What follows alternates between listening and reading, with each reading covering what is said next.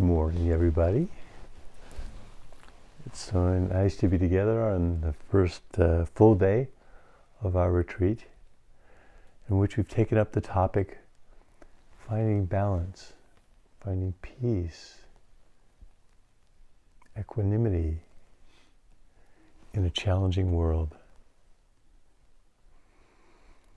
What a wonderful topic you guys have chosen. And as I said last night, it really has been the perfect topic for us. So whenever we're preparing for a retreat and we're giving talks, we realize that we can't share anything that we don't know personally. And so we've done lots of work with this very subject. And today we want to share a practice with you. It's actually a set of practices that help us restore peace and balance in our lives and our hearts. So it's a proven practice. It's proven because we've proven it. And this is we're not sharing anything that is groundbreaking. Every time we come to a talk, we hear things that, it rings true because we already have this in us.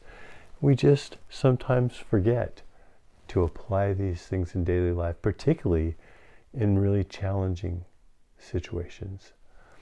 So, I always say, looking forward, that's where we're going. So let's start with the end in mind. The end in mind is peace. So I invite everyone to close your eyes. Settle into your body.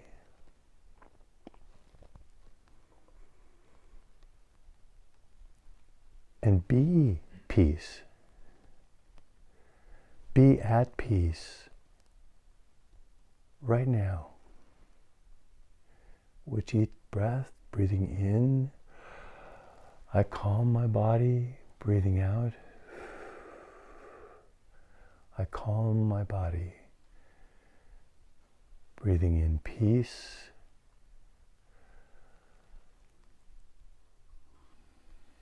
Breathing out stillness. What is peace for you? What does peace in your body, in your mind, feel like right now? Calm, ease, smile, release.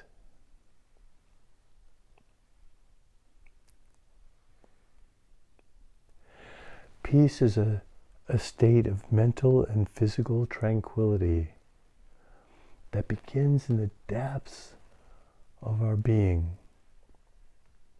and cascades outward into the world, into our lives, into our relationships with other people. Peace is an attitude of ahimsa. Ahimsa is non-harming. So feel that peace and smile. And what is equanimity? Equanimity is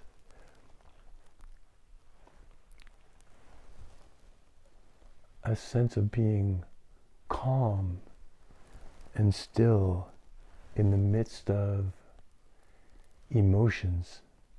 Equanimity is being calm and still in situations that would be disruptive and distressing to other people, to us, if we weren't practicing.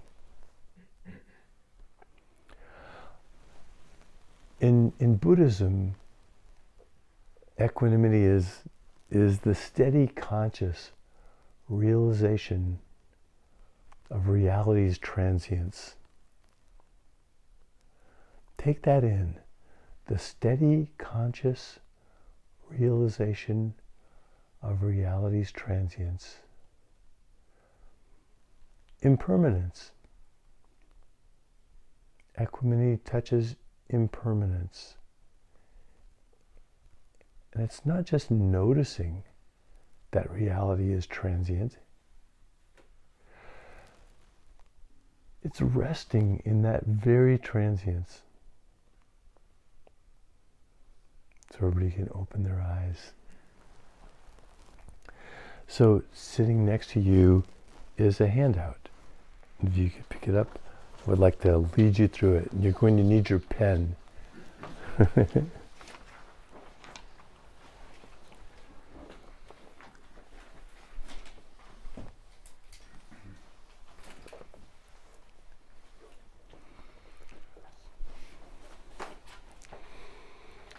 So I'm going to take you just through the handout, and then we'll go on. I just want you to see what's there. So this set of practices is 4 practices, 4 basic practices. So the first is that we identify an issue that challenges our peace. If you look down at the diagram below, any people know Stephen Covey in circles of concern and circles of influence? So that's what I have here. The larger circle is a circle of concern. Those are things that concern us. And so that pertains to number 1 here. Identifying the challenges, the things that challenge my peace, the things that I'm concerned about out in the world, and we're going to list them in a minute. Then the second step is noticing the practical opportunities presented by this challenge. We list them for ourselves. And those are in our circle of influence. That's the pink circle in the middle. And so the things I would like you to write is in the yellow, write the word issue.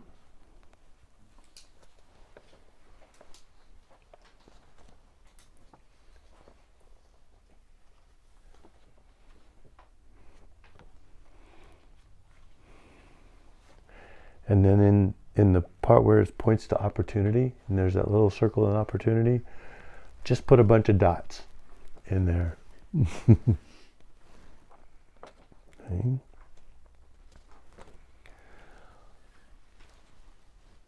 So the second step is the practical opportunities. What can I do about this challenge? Then the third is being realistic. Which things will I do? Being completely realistic. It's like us to want to take on more and commit to more than we can actually do. So this practice is about being really simplistic and realistic. Then the last step is restoring balance. Touching peace. Remembering letting go. I have let it go, let it go, let it go. So, you can consult the the handout, but pretty much everything you need to know is right there. So you can just relax and enjoy this and be together as we do it. So let's start with the first step. First step is what vexes you? What is challenging about the world? So each of us shared something last night as we ran around the circle. And it was, I believe we could just go around and around and around listing things. So I'm going to relist some of the things you said, and just to hold the thing for the moment, hold the thing that you brought forward in your mind and in your heart. And be with that. Whatever that thing was. If you forgot it, come up with a new thing that concerns you. So let's think about what some of those are. So the political divide, so challenging, so frustrating when we see what's happening in the world. And it's not only in our own country, but it's happening all over the world at the same time. There's these political issues that divide us and hurt us on a personal level. One of the things that are up right now, for me, a woman's right to choose. And right behind that, we know that gay marriage is on their docket to take up. And something we fought so hard for. I spent my whole life, many of us have spent our whole lives fighting for some of the rights that we now have. And those rights are being challenged. And where does that hit you inside? There are many people who believe there's a civil war pending. There's a civil war pending. In fact, 43% of Republicans, actually 55% of Republicans believe there will be a civil war. 43% of everyone across the United States, 43% believe there's a civil war. Several people are saying there's a civil war going now. It won't look like the civil war that we had last time, because there's red and blue in each country, in each state, in each city, in each town. What about race relations and human rights related to that? The pandemic, poverty, homelessness, the environment, gun violence, our finances, our personal finances, and the country's finances. Big issues for us. Planetary politics and war, the war in Ukraine. Just be with that for a moment.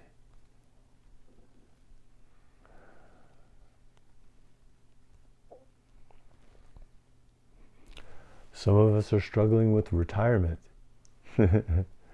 We spend our lives giving our lives to our profession or whatever it is that we do. And now in retirement, and like, oh, how do I be with myself now? Family issues. The anti-gay stuff. The attack on our trans brothers and sisters. No wonder we're all feeling so badly. We're traumatized. It's quite a list. So let's go back to number one here. We've asked what vexes us. So we can think of it as for the moment, you can do this practice as an individual thing, or we can just take the totality of it and hold it for the moment. So be curious, what is it about this that distresses you? Just hold that for a moment in your own heart. What distresses you about all these things?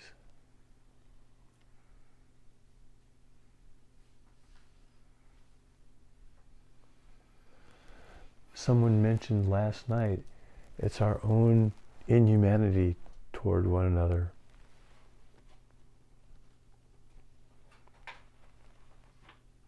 So what are the symptoms? What are the symptoms of this distress that we feel? The first one, stress. Feel stressed out by it all. What do I do? It's overwhelming. I did some research on stress, and in 2007, a poll of Americans, 70% of Americans said they were really highly stressed. 70%. They just did the poll year before last. 82% of Americans say they're stressed out. I want to know what those other 18% are doing to chill.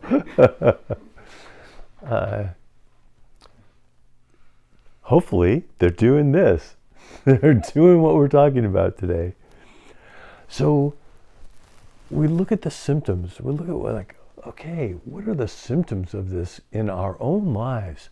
So it could be frustration, anger, irritability. The other night at John Sangha and A Course Mindfulness training, somebody said, grinding teeth. Grinding my teeth. So there's an invitation here to just stop and look deeply at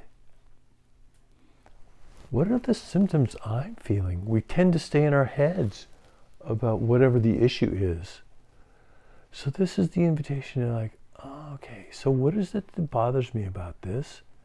And how does that express itself in the world, in my relationships, in the way I treat myself?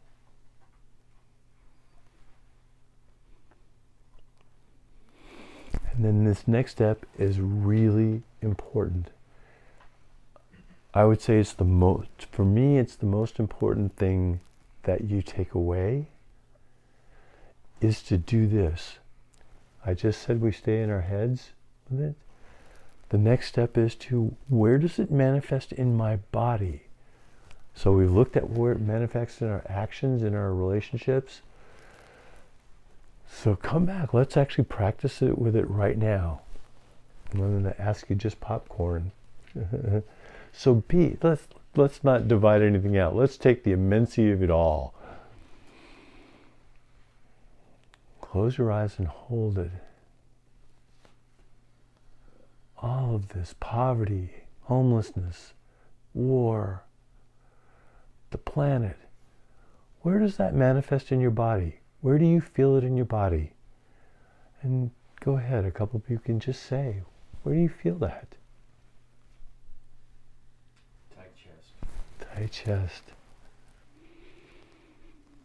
Twisting gut. Twisting gut. Tense muscles. Tension, muscles. Clenching fists. Clenching fists.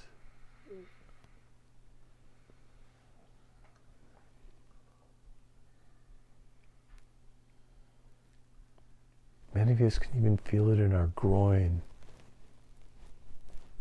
So you can open your eyes.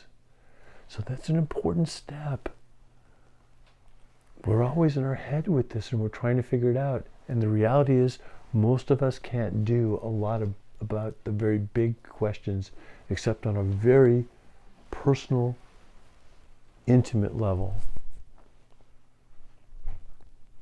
So this step is important because it takes us out of our head and the worry and the concern and brings it down into our bodies.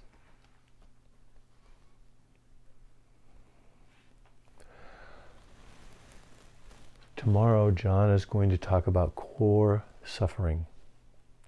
So core suffering is something John and I have been sort of working with together as we realize as we grow older there's just this basic level of suffering that stays with us and that has been here with us from the very beginning. Early in our lives, these things are set. The core suffering.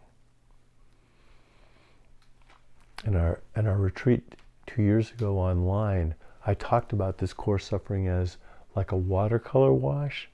So everyone know what a watercolor wash is? And once the painting is done, then you kind of take this water and kind of wash over it, kind of this thing that you see through.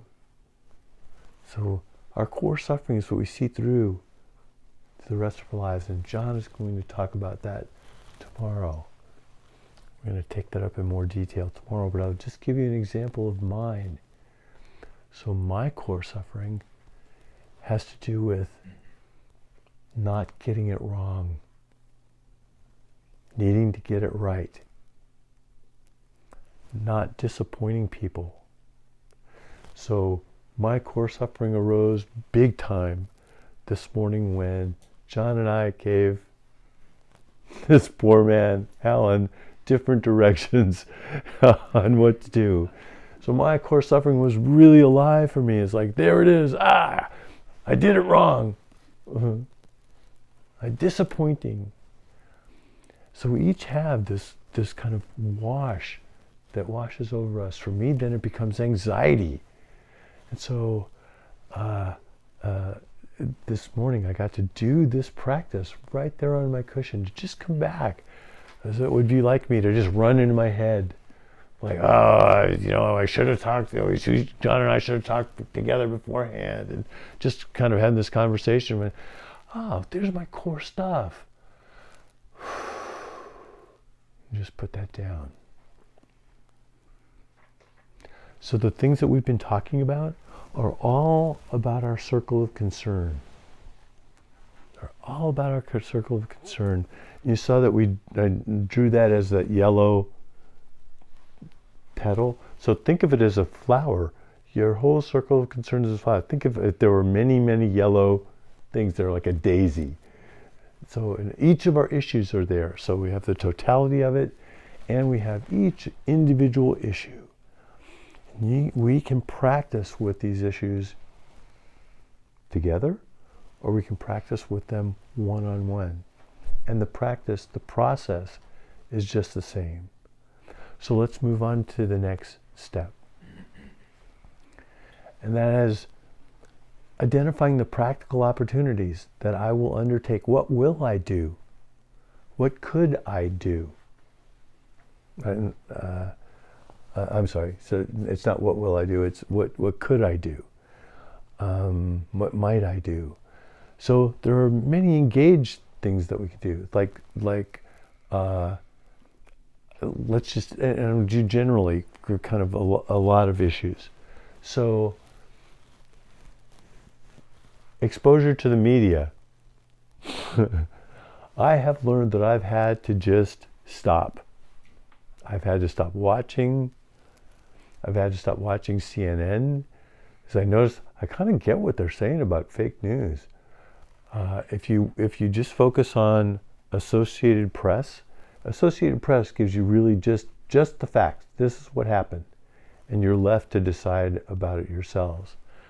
And when I watch CNN, I notice that the focus is, here's this thing that happened, and here's why you should be really afraid or upset about it. And we know that CNN is not the only news station that does that, right?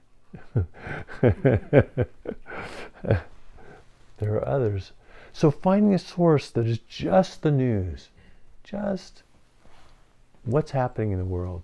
And not only that, to look for what's good. Some of the things that I found that, I knew I was going to do that. Oh, thanks so much.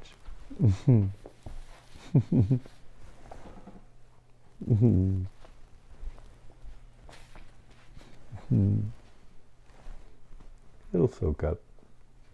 You'll get it.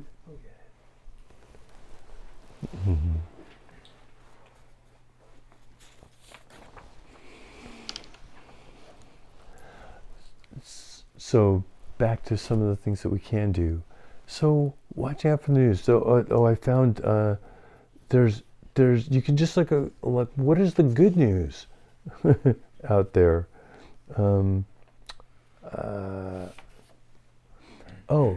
I found this great website, and you can find it by just looking with 12 sources of good news, and they just put out good news, things that are happening in the world. And one of them that I saw, this is so cool, that in California they're building over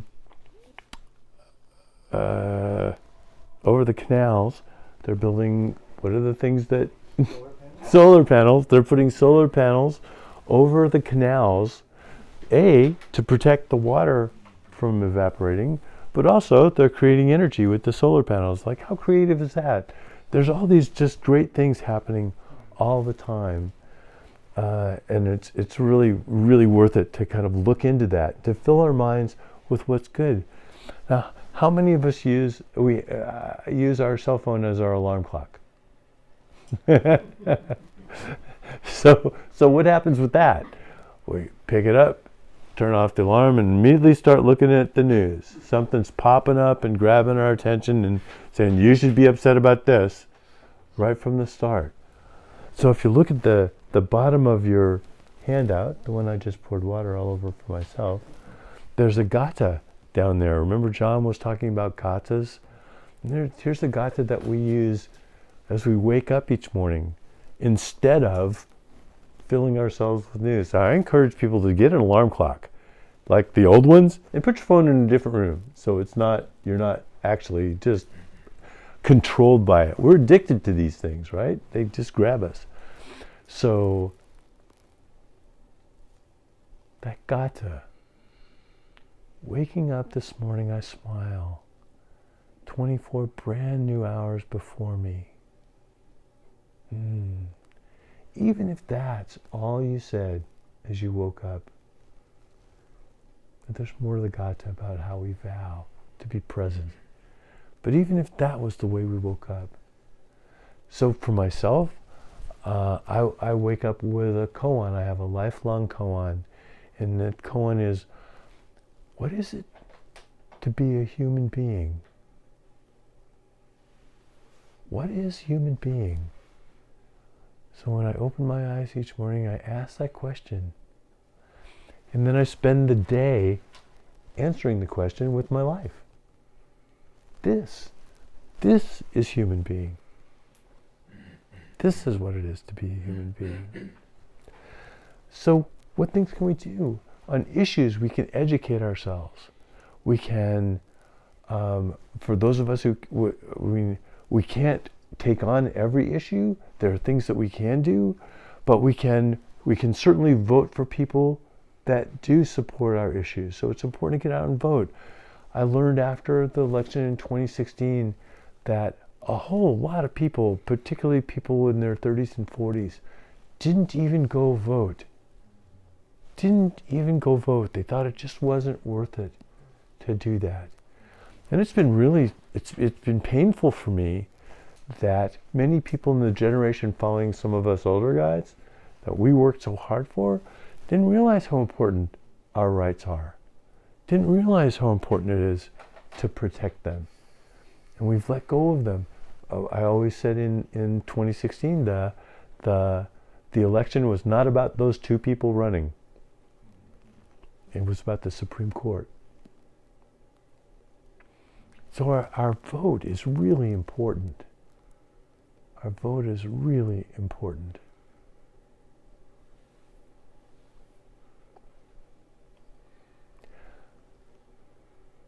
So there are all kinds of things that we can do. I don't want to focus so much on those because we can each come up with them. We can send money to the people who are foodless in the United States, or the people who are without food in Ukraine. There are things that we can do, and there are things that other people are doing. We can take refuge in the fact that other people are taking these things on. So then, what are some contemplative practices that we can do?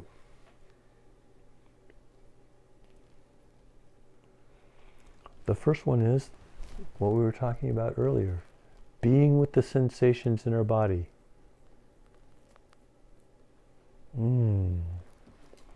That's a contemplative practice.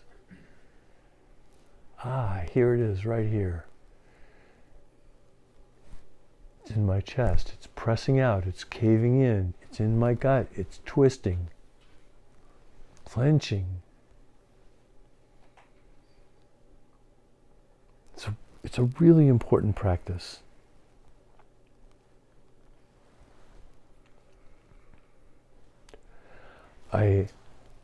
One of our teachers does this wonderful thing. I'll show you. So, do you guys know who this is?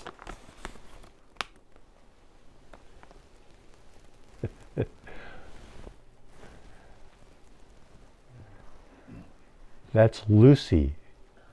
Lucy. What is she? I forget the technical term for what she is. She's one of our distant ancestors, right? So I've also added mitochondrial Eve. Mitochondrial Eve. So what does that remind Larry of? What does it remind me of? Evolution's not done yet. Evolution isn't over. We can enjoy the fact that this is not the end of the story. There's more to go.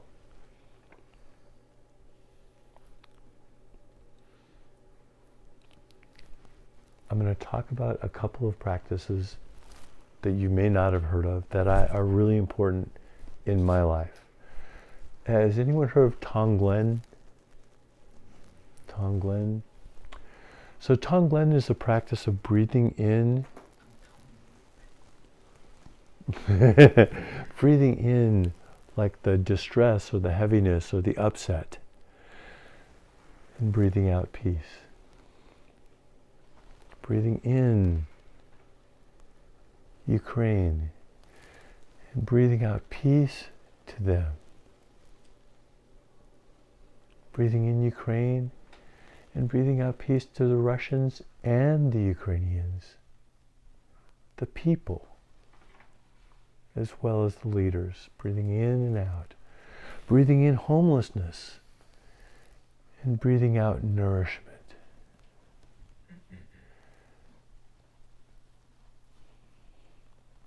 Breathing in homelessness.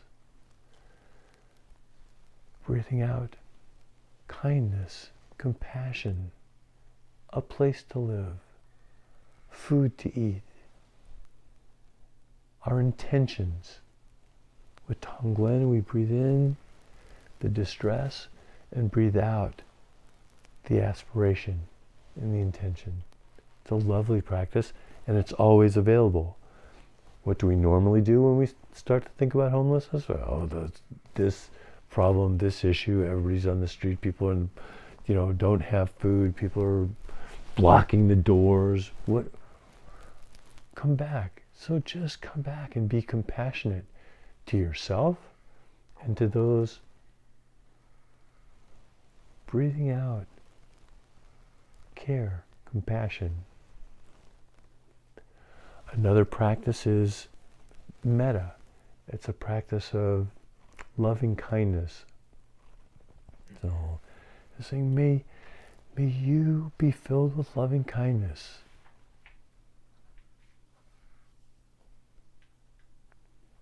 Letting that be for the people who persecute us. We read in Tori Zenti this morning about those who persecute us, seeing that as a compassionate device to wake us up. I think the people who are so, it's so hard to understand. John always says to me, it's like, I don't get it. What is people's issues with gay people? I just don't understand it.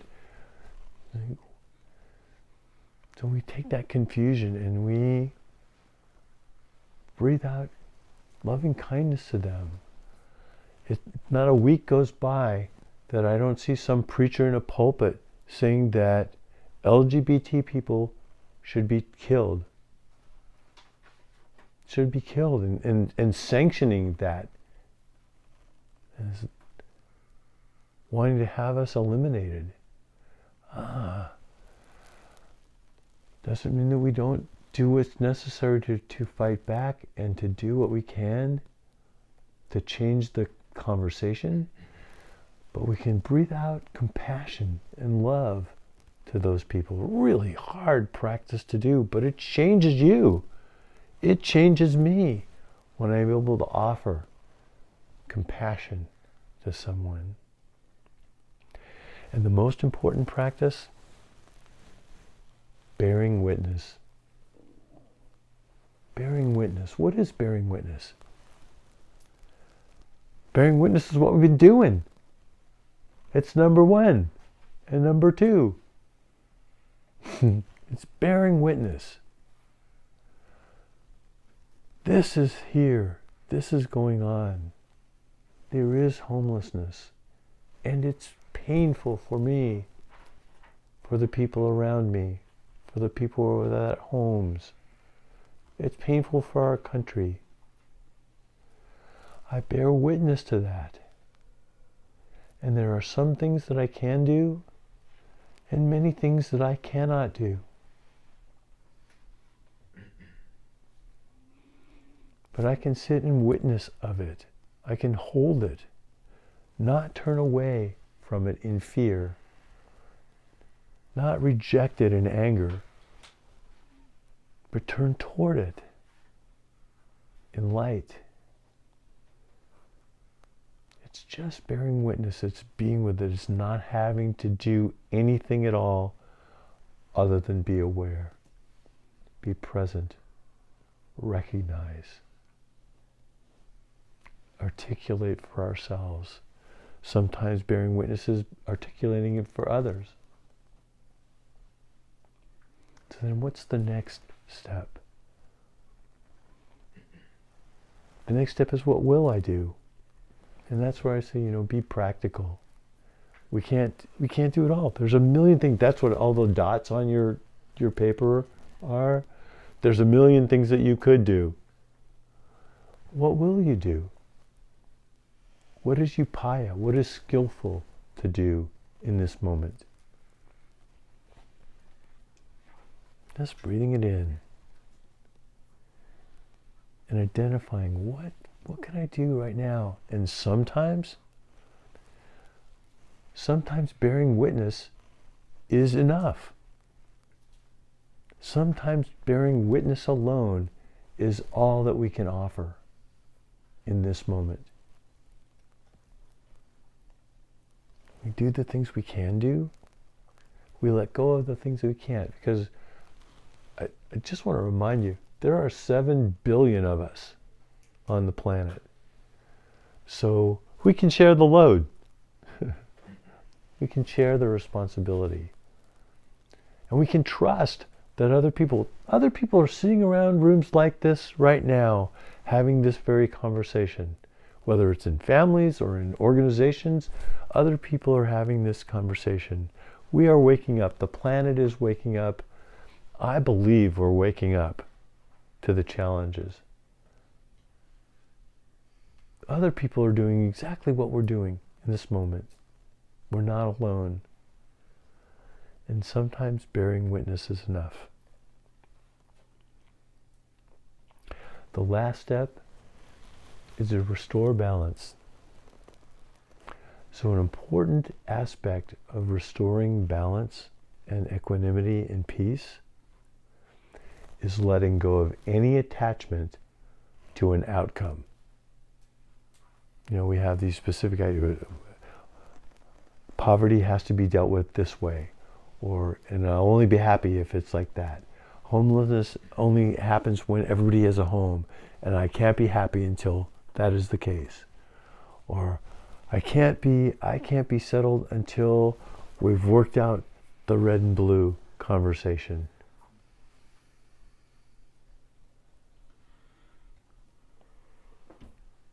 This step is letting go. It's letting go of attachment to any particular result. The first steps are about doing what we can, being present for what we can, and then this step is about letting go of any kind of end result. It's going to be what it's going to be.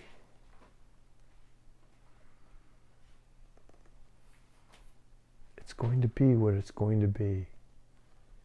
We come back to that definition of equanimity. Here we are, sitting in the steady, conscious realization of reality's transience.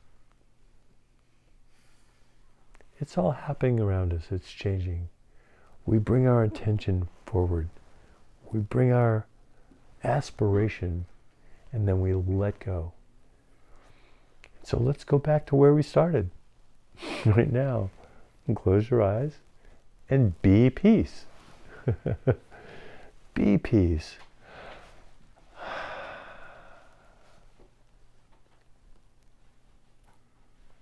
Calm.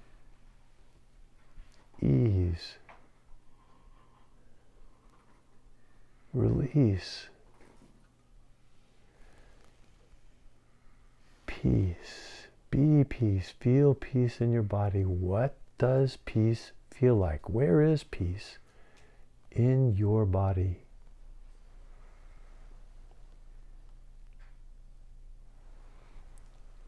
Again, getting out of our heads into our bodies. We can be peace. We have access to peace. We can open our eyes. We have access to peace at any time. We think it's so far away. Our teacher, Thich Nhat Hanh, always said, there is no way to peace. Peace is the way. There's no way to peace. Peace is the way. What does that mean? The only peace that can be is if we be peace ourselves. So I invite you to use this set of practices to bring peace, balance, and equanimity to your life. And I want to share something about some of the indigenous cultures. So in some of our indigenous cultures, when a person or a group of people have lost their balance, have lost their equanimity, they ask 4 questions. When did you lose silence? When did you stop disconnecting? When did you start disconnecting with silence? When did you disconnect? Invitation back into silence. When did you stop singing? When did you stop singing? One of my favorites. When did you stop dancing? And the 4th, when did you stop telling stories? So this weekend, we are going to celebrate silence together. We're going to sing together. We've got things to sing. We're going to teach you some songs, and hopefully you'll bring some songs. We're going to dance. In the mornings, Forrest is leading us. We think of it as a dance when we do our mindful movements.